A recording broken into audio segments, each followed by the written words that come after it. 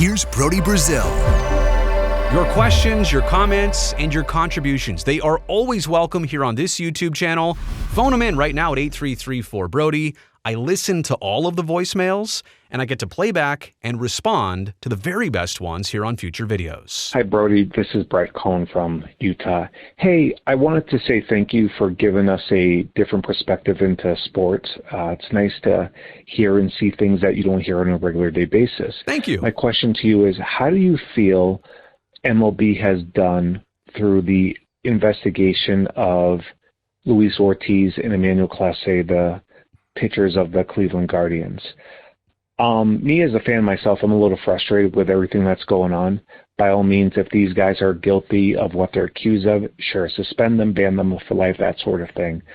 But what I don't understand is every time they come up with a deadline, it continues to get pushed back. Right. It was supposed to be the All-Star break. Right. Then it was supposed to be the end of August, August 31st. Right. Now it's the rest of the season. Correct.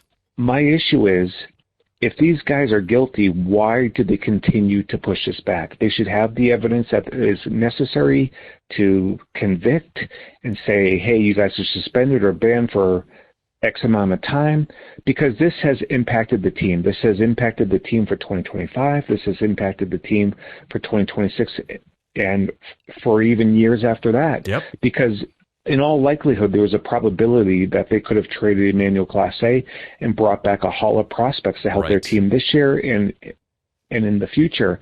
And now they're kind of in limbo because, I mean, either these guys did it or they didn't do it.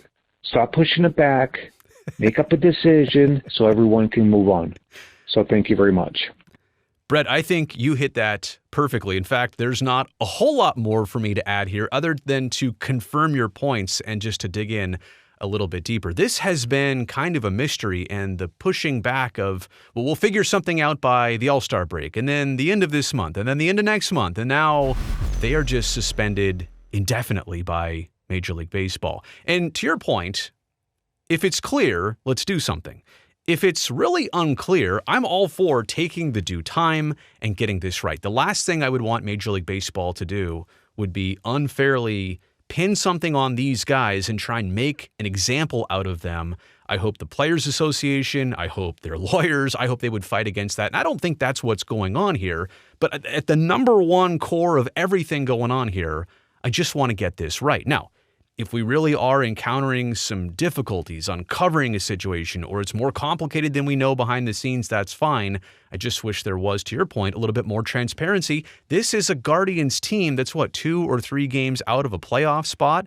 So there's a multitude of things going on. There was the trade deadline, and Emmanuel Clase's name was out there as maybe being a piece that Cleveland could have got a lot back for, a haul back for, to maybe improve their team now or moving forward. How about just these two pitchers on the team, what they could have provided in a starting rotation and in a bullpen situation for their team to maybe be in a playoff spot right now? And to your other point, this impacts them moving forward. What if these two players are suspended for life?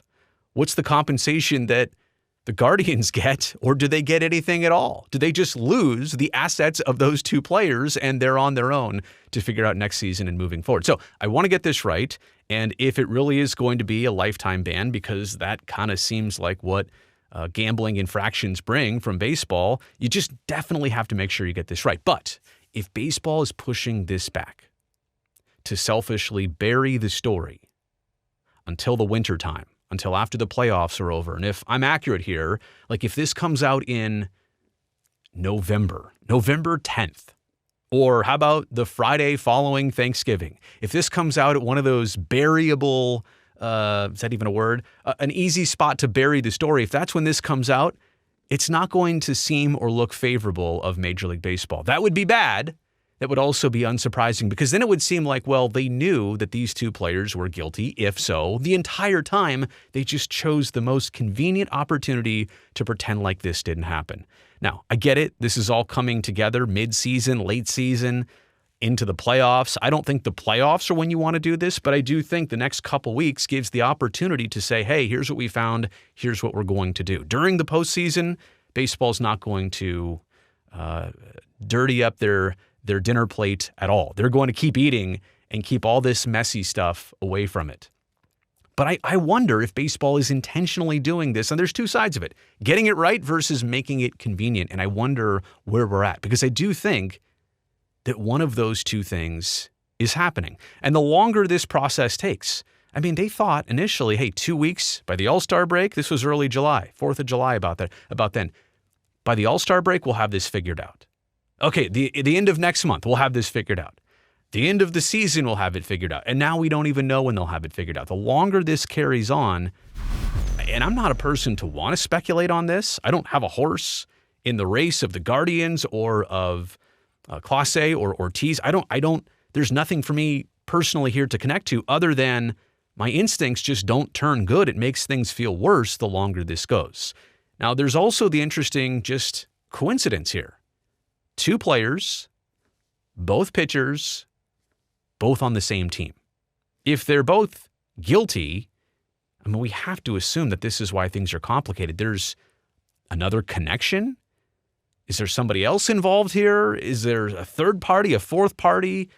Like, it's too specific. And to even go back onto the gambling aspect of this, these were micro bets. These were first pitches of innings that were non-competitive pitches thrown way out of the strike zone. I probably should have explained that at the very beginning of this video, but it's something so minor in a game that it wasn't supposed to stand out, but it triggered some organizations that monitor the integrity of sports gaming. It got their attention. They kicked it back to baseball. Then baseball started investigating this. But in the end of all this, if we learn just one thing from this, no matter what happens to Clase and Ortiz, should or would or could Major League Baseball take a more proactive stance on these micro bets, like even with their own betting partners? Betting on the results of games or how a player's week or season or series will go, fine, that's one thing. But betting on a pitch-by-pitch basis, I mean, doesn't this just open the door to so much more controversy? Now, if I'm a Major League Baseball pitcher, I got to think every one of my first pitches of innings, because I know people can bet on it. And if I just happen to throw a non-competitive pitch and just lose one, uncork it, I lost my grip on it. And look, Clase, I think especially, there were multiple examples of him throwing non-competitive first pitches of innings, but you can bet on that. Will it be a ball or will it be a strike? He threw it so far out of the strike zone, there's no question it was non-competitive. It was going to be a ball.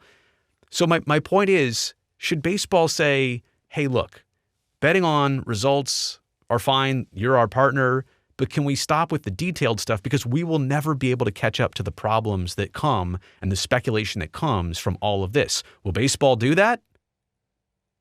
Probably not.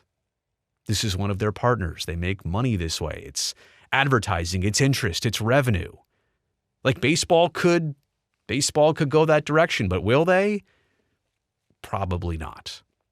Let me know what you think about all this in the comment section below. Why is this taking so long? And I'm not here to say how do you want to see this go for the individuals, but like what's the ultimate best case scenario that we just get this right? Let me know how you think that goes in the comments. Also, thumbs up down there. That helps me this video and this channel. And don't forget to hit that subscribe button too. That way I definitely get to see you back here next time.